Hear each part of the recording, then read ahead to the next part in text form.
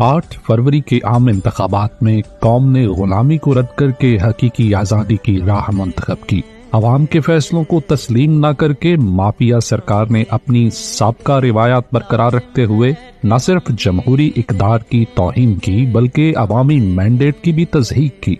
जो भी कोशिश करेगा आपके पब्लिक के मैंडेट को चोरी कर, कोई भी समझता है कि बंद कमरे में फैसला कर लेंगे मुल्क के मुस्तकबिल का, अब ये किसी गलत फहमी में ना रहे। ये मुल्क, ये कौम हकीकी आजादी की तरफ चली गई है। बंद कमरों में कौम की तकदीर लिखने वाले काश समझ सकें कि जो सियासी सर्कस कौम एक दूसरे पर बहतान तराशी करने वालों से लेकर एक दूसरे को सियासी कांधा फराहम करने वालों तक का देख रही है, वो दर हकीकत माफिया की अब्दी सियासी मौत हो रही है। अब अगर हमने मियाँ को छोड़ दिया तो शायद अल्लाह भी हमें माफ न करे, इसलिए कि ये कौमी चोर है, ये हारियों का चोर है और हम ऐसे दरिंदे को बर्दाश्त नहीं कर सकते। सरदारी साहब, ये $6 करोड़ आप कहां से लेके आए हैं? हम उस वक्त तक चैन से नहीं बैठेंगे जब तक ये $6 करोड़ पाकिस्तान वापस नहीं आते। शहबाज शरीफ साहब जो है वो पंजाब का कातिल आला है, उसने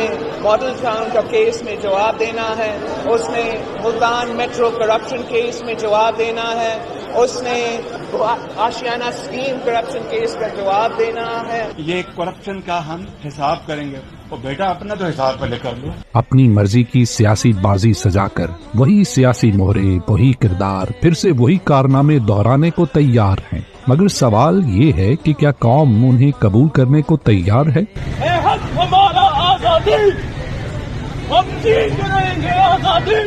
सियासत का मकसद इक़्तिदार का हुसूल नहीं बल्कि अवाम को एक नजरिए पर लाकर खड़ा कर देना है जो उनकी आजादी, बेदारी और खुददारी और खुद मुख्तारी का मरकज हो। पाकिस्तानी अवाम और इमरान खान का नजरिया जीत गया और माफिया की बदतरीन सियासी शिकस्त हो गई।